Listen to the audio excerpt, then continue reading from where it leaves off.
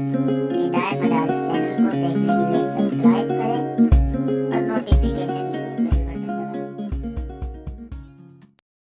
مقرب فرشتہ جبرائیل آتا ہے، قرآن پیش کرتا ہے، اقرأ بسم ربک الذی خلق خلق الانسان من علق اقرأ وربک الاکرم الذی علم بالقلم۔ یہ وہ نظام زندگی پیش کیا جا رہا ہے جس کی بشارت آدم نے سنائی، شیث نے سنائی، نوح نے سنائی، یعقوب و یوسف و ابراہیم و اسماعیل نے سنائی، اور ان کے بعد موسیٰ و عیسیٰ علیہ السلام نے سنائی، اور ایک طویل سلسلہ ہے جو بتدریج چلا ہے انبیاء علیہ السلام کا۔ اب وہ نظام زندگی آ گیا ہے، اس کے لیے اللہ تعالیٰ نے فرمایا ان الدین عند اللہ الاسلام، ہمارے نزدیک جو دین ہے وہ اسلام ہے، جو نظام زندگی ہے وہ اسلام ہے۔ اب اس کے سوا کسی اور نظام کو اگر کوئی فالو کر کے آئے گا اس کے لیے بھی کہہ دیا گیا وَمَن يَبْتَغِ غَيْرَ الْإِسْلَامِ دِينًا فَلَنْ يُقْبَلَ مِنْهُ۔ اگر اسلام چھوڑ کر آؤ گے، محمد کا لایا ہوا دین چھوڑ کے آؤ گے صلی اللہ علیہ وسلم، اللہ تعالیٰ فرما رہے ہم قبول نہیں کریں گے۔ آپ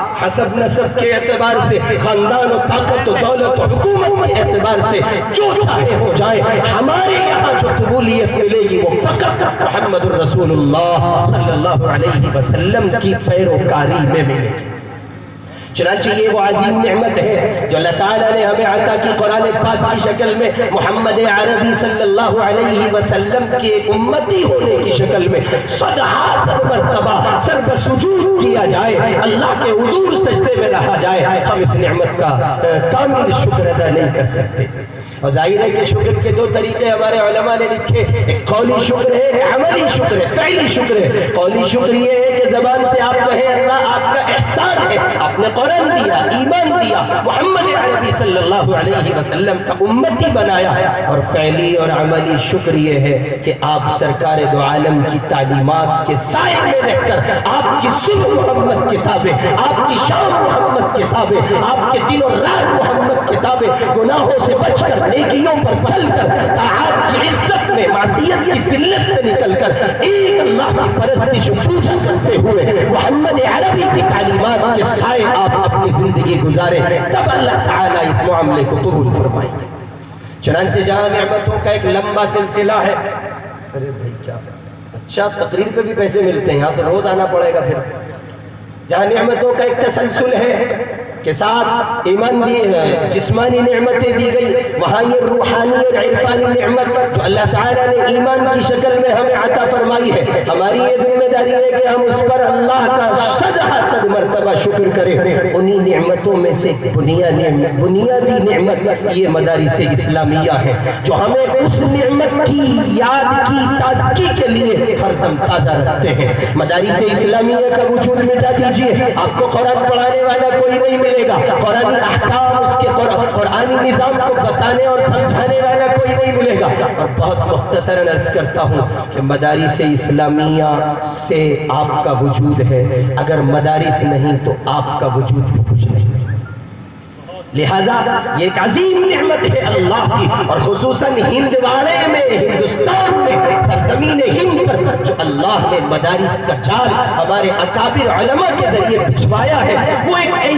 ایسی عظیم نعمت ہے کہ علماء کا، صلحاء کا، اتقیاء کا، اہل اللہ کا جتنی مرتبہ شکر ادا کیا جائے وہ کم ہے۔ ذمہ داری ہماری اس بات پر بنتی ہے، اور میں عرض کر دوں حضرت مولانا ابو الحسن علی میاں ندوی نور اللہ مرقدہ کا وقال، حضرت نے فرمایا لوگوں نے مدرسہ سمجھا ہے علوم و فنون اور دیگر علوم کو، علوم و فنون کے پڑھانے، اور کئی قرآن پڑھانے والے، قرآن پڑھانے کی جگہ کا نام مدرسہ ہے، اور حضرت نے ایک جگہ لکھا ہے کہ علوم و فنون سکھانے کے مرکز کا نام مدرسہ ہے۔ حضرت نے فرمایا میری نگاہ میں مدرسہ اس کو کہتے ہیں جہاں انسانیت کے غمخوار بنائے جاتے ہیں، مدرسہ اس کو کہتے ہیں جہاں انسانیت کے درد کا درما بننے والے افراد تیار کیے جاتے ہیں، انسانیت کو راہ ہدایت سے مزین کرنے والی تعلیم دی جاتی ہے۔ چنانچہ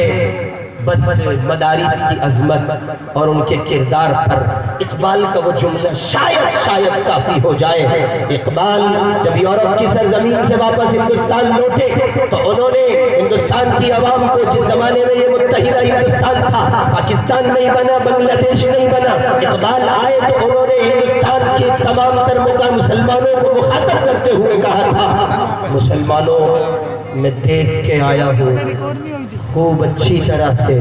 ان ملکوں کو جن کو تم حسرت بھری نگاہوں سے دیکھتے ہو، ان بوریہ نشینوں کو، ان درویشوں کو، ان مسجدوں مدرسوں مکتبوں میں رہنے والے اللہ والوں کو، ان ملا جیوں کو ان کے اپنے حال پر چھوڑ دو۔ یہ اگر سلامت رہیں گے، دین و ایمان سلامت رہے گا۔ یہ اگر مٹا دیے گئے، مدارس کا نظام ختم کر دیا گیا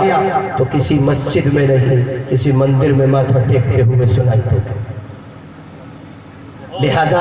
مدارس اسلامیہ کا کردار اس سے زیادہ اور اس سے کہیں زیادہ حسرت اور احساس کے ساتھ یہ واقعہ سنایا جائے تو میں سمجھتا ہوں کہ اس مختصر وقت میں کافی ہوگا۔ حضرت شیخ الاسلام مفتی محمد تقی عثمانی دامت برکاتہم العالیہ پاکستان ملک میں وہاں کے سرکاری وفد کی حیثیت سے ایران کی سرزمین پر تشریف لے گئے۔ وہ وہاں گئے جس کو بغداد کہا جاتا ہے، اس